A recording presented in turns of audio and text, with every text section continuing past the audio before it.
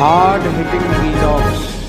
Hello friends, भाई आज के हमारे वीडियो का टॉपिक है who after Modi in BJP, और इसी सवाल से जुड़े 4 अन्य सवाल भी हैं जिनकी इस वीडियो में हम पड़ताल करेंगे और इन सवालों के जवाब तलाशने की कोशिश करेंगे। ये सवाल है, क्या मोदी के आड़े आएगा उनका ही बनाया नियम? शाह दूसरे नंबर पर है, क्या अडवाणी जैसा होगा हाल? नंबर 3, योगी आदित्यनाथ के अलावा कौन से नेता कतार में हैं? नंबर 4, महाराष्ट्र में फडणवीस मामले से क्या संकेत निकला? दोस्तों, जैसा कि आप जानते हैं कि जो मेन सवाल है वो है मोदी के बाद कौन। इस सवाल के 3 जवाब हैं। जवाब इस पर निर्भर करता है कि सवाल कौन पूछ रहा है। बीजेपी समर्थक तो प्रधानमंत्री मोदी के सिवा किसी के बारे में सोच भी नहीं सकते। उनके लिए तो ये सवाल करना ही बेकार है। वे मानते हैं कि मोदी तो 2024, 2029, 2034 और उसके आगे भी प्रधानमंत्री रहेंगे ही, और फिर किसी दूसरे के बारे में क्यों सोचें।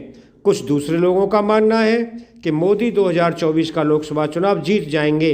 मई 2024 में वह 73 साल के ही होंगे, यानी अमेरिका के मौजूदा राष्ट्रपति जो बाइडेन से 6 साल छोटे। इस ग्रुप के लोग ये कहते सुने जाते हैं कि आपने हमारे प्रधानमंत्री को अपने विमान की सीढ़ियाँ चढ़ते देखा नहीं है क्या? वह बिना रुके चढ़ते जाते हैं। वह आज के सबसे फिट ग्लोबल लीडर हैं। लेकिन सवाल यह है कि 2029 के चुनावों में क्या राय है?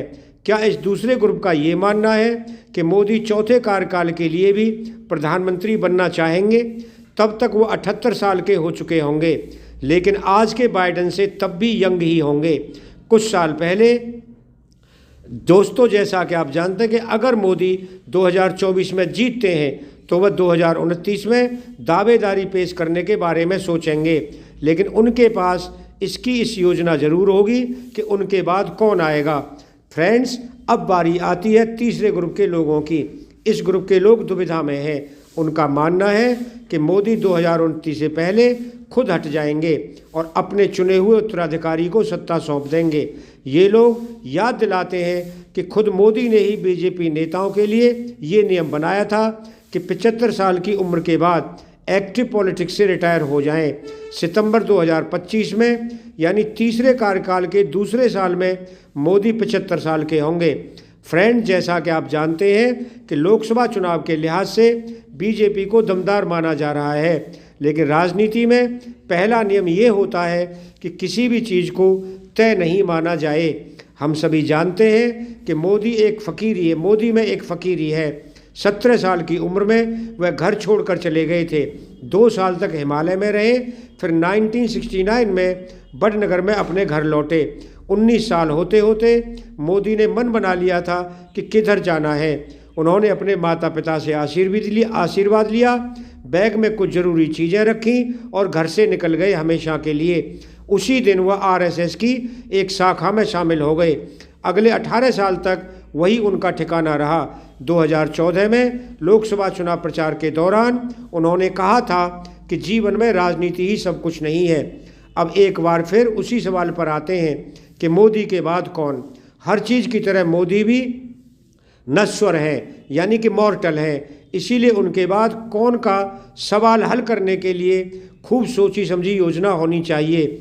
मोदी हर चीज़ के बारे में बहुत गहराई से जानकारी रखते हैं। उन्हें पता है कि उनके बाद के नेताओं में किस तरह के गुण हैं। सबको लगता है कि मोदी के बाद number home minister Amit Shah का है। मोदी ने भी इसका ख्याल रखा है और शाह ही उनके बाद दूसरे नंबर पर दिखें। दोस्तों, ऐसे में क्या हम वाजपेयी अडवाणी वाली जोड़ी जैसा कुछ देख रहे हैं? अडवाणी को तब वाजपेयी का उत्तराधिकारी समझा जाता था। हालांकि अडवाणी के लिए बात नहीं बन पाई। दिसंबर 2012 में गुजरात विधानसभा चुनाव में लगातार तीसरी जीत दर्ज करने के बाद मोदी टॉप पोजीशन के लिए एक बड़े दावेदार के रूप में उभरे थे। फ्रेंड, जून 2013 में गोवा में बीजेपी की नेशनल एग्जीक्यूटिव काउंसिल की मीटिंग हुई। उसमें राजनाथ सिंह ने अडवाणी के कड़े विरोध के बावजूद चुनाव प्रचार प्रमुख पद के लिए मोदी के नाम का प्रस्ताव रख दिया। अगस्त 2013 तक लीडरशिप की बाजी मोदी के पक्ष में आ चुकी थी। सितंबर 2013 में बीजेपी ने तय कर दिया कि उसकी ओर से मोदी ही प्रधानमंत्री पद के उम्मीदवार हैं। दोस्तों, अब सवाल ये उठता है कि क्या पहले की तरह मोदी शाह की उत्तराधिकार योजना में कोई खलल डाल सकता है? दरअसल इस बार का मामला बिल्कुल अलग है। वाजपेयी अडवाणी मामले में वाजपेयी की सेहत खराब हो चुकी थी, वह अडवाणी के पक्ष में कुछ करने लायक नहीं थे, लेकिन मोदी 2029 में आए इसके बाद अपनी उत्तराधिकार योजना के बीच में शायद ही कोई रोड़ा आने दें। फ्रेंड्स, ये जरूर है कि उत्तर प्रदेश के मुख्यमंत्री योगी आदित्यनाथ बहुत सधे तरीके से कदम बढ़ा रहे हैं। उन्हें पता है कि मोदी शाह का डबल इंजन कैसे काम करता है।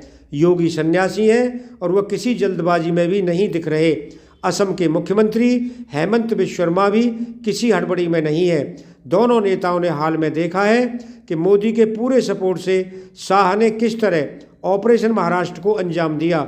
देवेंद्र फडणवीस का कद अभी आदित्यनाथ या शर्मा जैसा नहीं दिखता है। वैसे भी उन्हें कायदे से बता दिया गया है कि अभी उनके नेशनल रोल का समय नहीं आया है।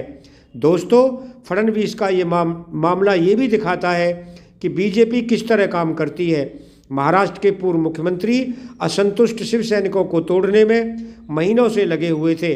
वे शिव सैनिक इस बात से बहुत नाराज थे कि एनसीपी के नेता राजकाज और रुपए पैसे के मामले में उनकी चलने नहीं दे रहे।